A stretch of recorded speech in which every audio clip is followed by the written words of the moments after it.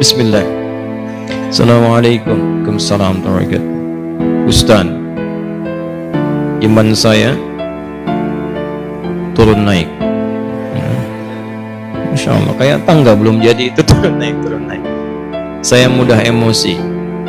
Semoga Allah tenangkan hati Anda.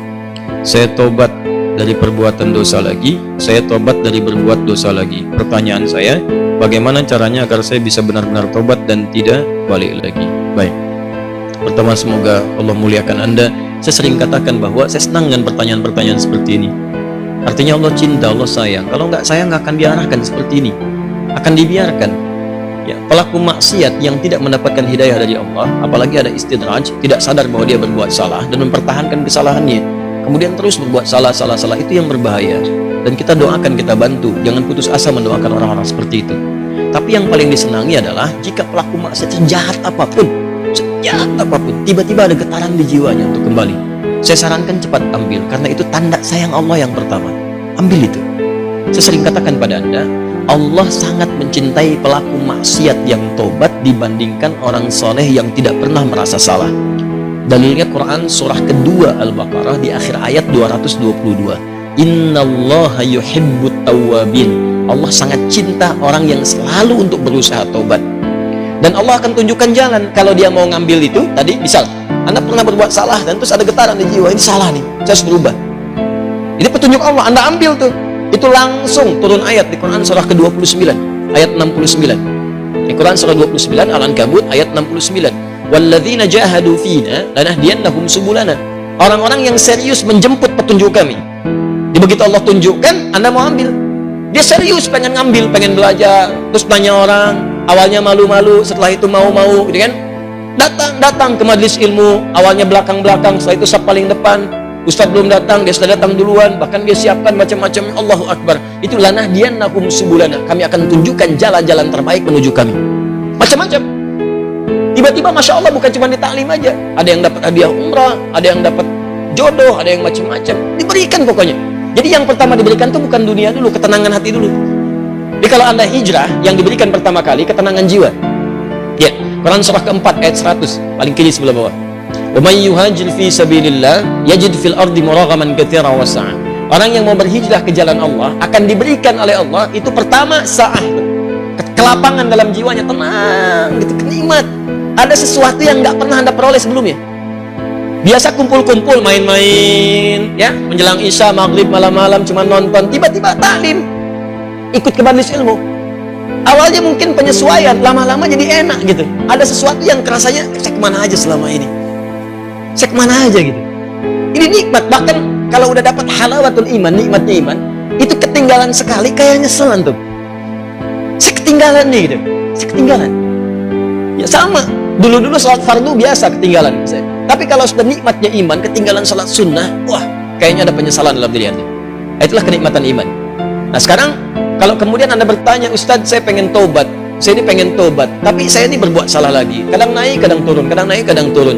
Naik turun itu biasa. Itu di Al-Bukhari disebutkan di Kitabul Iman, kitab yang pertama. Ada 57 hadis di situ.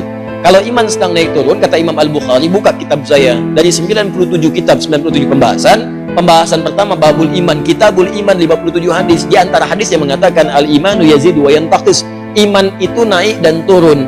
Kadang naik, kadang turun. Yazidu bit ta'at. Rumusnya kalau pengen naik, maka kuatkan iman itu dengan mengerjakan banyak ketaatan. Ketaatan itu buahnya amal soleh. Kerjakan amal soleh. Amal soleh itu detilnya adalah pekerjaan-pekerjaan ibadah. Sholat, amal soleh. Jadi kalau iman sedang turun, pengen dinaikkan, maka perbanyak amal soleh. Ya, amal soleh. Ini. Karena itu dalam Al-Quran kalimat iman sering disandingkan dengan amal soleh. Quran surah 103. Wal 'asr innal insana lafi khusr illa alladziina amanu wa 'amilus shalihat. Iman wa 'amilus shalihat. Ini amal saleh. Detilnya amal saleh nampak pada ibadah. Makanya setelah kalimat iman kadang ada detilnya ibadah. Kalimat iman pertama Al-Baqarah ayat 3. Alladziina yu'minuna bil ghaib wa yuqimunas shalah. Salat wa mimma razaqnahum infaq. Ya ayyuhalladzina amanu, Al-Baqarah 183, kutiba alaikumus yang puasa. Tuh. Ini Jadi kalau iman merasa sedang lemah, sering terdorong berbuat yang kurang bagus, pengen dinaikin, maka rumus cepatnya adalah cepat buru amal-amal soleh. Paksakan untuk mengerjakan. Yang biasa fardu tambah sunnah. Rawatib dulu, latihan rawatib. Mutlak malamnya coba tahajud walaupun 2 rakaat dulu. Nanti kalau sudah terbiasa, kalau soleh itu sudah baik, rumuskan gini, hidup itu berpasangan. Semua berpasangan. Quran surah 51 ayat 49, paling kiri agak sedikit ke bawah. Wa min kulli syai'in khalaqna zawjaini la'allakum tadhakkarun. Semua selain aku, kata Allah, aku ciptakan berpasangan supaya kalian sadar cuma aku yang tidak punya pasangan. Kata Allah, semua selain aku berpasangan. Yang hidup berpasangan. Ya, laki-laki lawannya perempuan, jantan hewan lawannya betina, putik tumbuhan Allah lawannya benang sari, siang lawannya malam, putih lawannya hitam. Sama persis, baik lawannya buruk. Saya ulang, baik lawannya buruk. Amal soleh lawannya amal salah. Jadi ada yang soleh, ini baik. Ada yang salah, nah ini buruk. Kalau orang sudah biasa baik, maka yang buruk akan tenggelam. Ya, waqul ja'al haqq wa zahaqal batil innal batila kana zahuqa. Quran surah 17 ayat 81. Paling kiri perkenahan. Ya, katakan kalau yang baik itu pasti muncul. Kalau sudah yang baiknya muncul, buruknya tenggelam. Sebaliknya, kalau buruknya dominan naik ke atas, baiknya tenggelam. Orang sering berkata-kata baik, maka mohon maaf, lisannya akan sulit berkata kotor. Silakan Anda cek, orang yang berkata-kata baik, mau berkata kotor itu nggak bisa. Sama dengan orang terbiasa lisannya kotor, mau berkata baik nggak bisa. Preman dengan preman berpapasan, apa mungkin mengatakan Assalamualaikum bro? Nggak ada. Gimana pakai? Apain gitu? Kiai dengan kiai nggak mungkin berkata kotor. Ustadz dengan ustadz mustahil. Ahli taklim dengan ahli taklim. Assalamualaikum akhi. Waalaikumsalam akhi. Assalamualaikum akhi. Waalaikumsalam.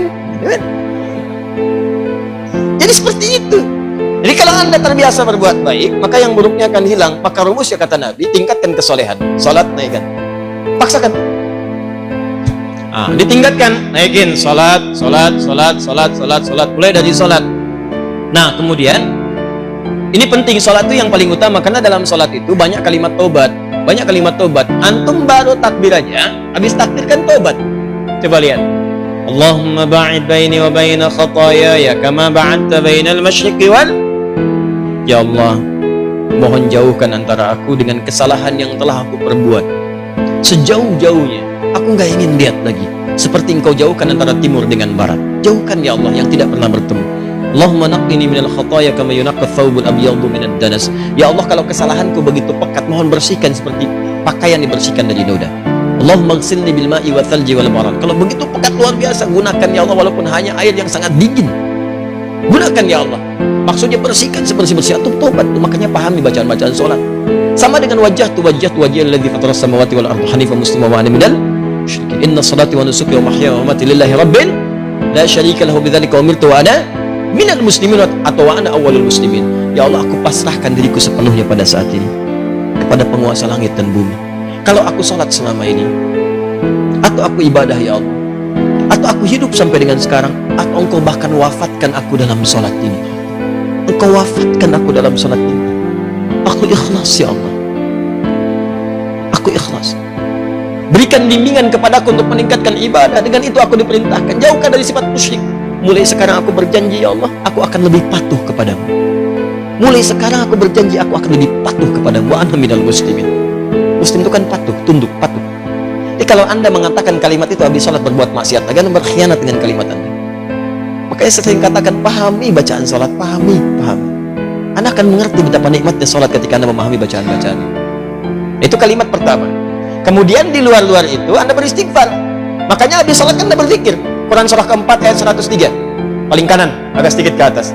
Fa idza qadaitumus sholata, maka jika Anda selesai menunaikan salat, fadhkurullaha, maka segera berzikir kepada Allah. Apa zikir pertamanya? Hadis Muslim nomor hadis 571. Astaghfirullah, astaghfirullah, astaghfirullah. Allahumma antas salam wa minkas salam. Tabarakta ya dzal jalali wal ikram. Astaghfirullah itu ya Allah saya minta ampun. Ya Allah saya minta ampun. Kalau dosa merasa banyak dalam salat bersujud, dalam ruku minta. Masih kurang, merasa banyak dosa, habis sholat minta ya Allah ampuni saya, ya Allah ampuni. Saya merasa dosa saya banyak. Saya mengakui dosa saya banyak ya Allah. Namun saya pun menyaksikan rahmatmu lebih luas dibandingkan dengan murka. maka mohon ya Allah ampuni dosa saya. Makanya saat diucapkan itu sambil ingat dosa, ya bukan cuma di lisan. Ingat dosa-dosa apa yang pernah dikerjakan. Ingat. Ingat. Itu yang dimaksudkan Quran surah keempat ayat 17 sampai 18. Innamat taubatu 'ala Allahi lil ladzina ya'maluna su'an bi jahalatin tsumma yatubuna min qarib. Sungguh tobat yang diterima oleh Allah itu adalah orang yang pernah berbuat salah. Salah itu bawaan manusia. Jadi kalau Anda nggak pernah salah, apa tuh ditanya Anda itu manusia apa malaikat? Cuma malaikat yang nggak pernah salah. Quran surat 66 ayat ke-6 paling kiri sebelah atas. La ya'sunallaha ma amarahum wa yaf'aluna ma yu'marun. Malaikat nggak pernah salah, nggak pernah bermaksiat, mengerjakan tugas sesuai tupoksinya. Nggak pernah bermaksiat. Apa pernah Anda dengar malaikat Jibril korupsi ayat? Nggak ada. Apa pernah malaikat sering tukeran tugas? Nggak ada. Jadi kalau Anda mengharapkan kesempurnaan dari seseorang, percuma, karena Anda manusia. Sama persis dengan pasangan hidup. Kalau Anda mengharapkan suami Anda sempurna, Bu, Ibu salah nikah. Harusnya Ibu cari malaikat. Cuma malaikat gak punya nafsu. Jadi kalau ada suami salah, wajar, namanya manusia, jangan diekspos kesalahannya. Demikian juga istri kalau keliru, wajar, namanya perempuan, manusia. Kecuali malaikat. Papa kenapa sih gak pernah mengertiin aku? Mama, papa ini manusia, bukan malaikat. Mama juga bukan setan kan? Kalau setan sebaliknya, selalu kenal salah, nggak kenal benar. Dan setan nggak mau tobat. Manusia pertengahan, salah dan tobat. Setan salah, nggak mau tobat. Jadi kalau ada manusia mengatakan dirinya manusia salah, nggak mau tobat, patut ditanya dia manusia atau itu. Paham ya? Tobat itu terus, makanya disebut tawab. Tawab itu nggak berhenti. Jadi kalau sekarang belum kerasa perubahan, ya terus tobat, jangan berhenti. Terus tobat. Bisa sekarang tobat nih, masih berulang, tobat lagi, terus jangan berhenti sampai Anda merasakan bahwa perbuatan itu buruk dan membencinya. Terus jangan berhenti, jangan terus tobat. Nangis, hari ini nangis, gak bisa, besok nangis. Gak bisa, besok nangis, gak bisa lagi, tangisi diri Anda yang belum bisa menangis. Terus. Dan kalaupun Anda wafat, Anda sedang dihitung wafat dalam keadaan berusaha tobat.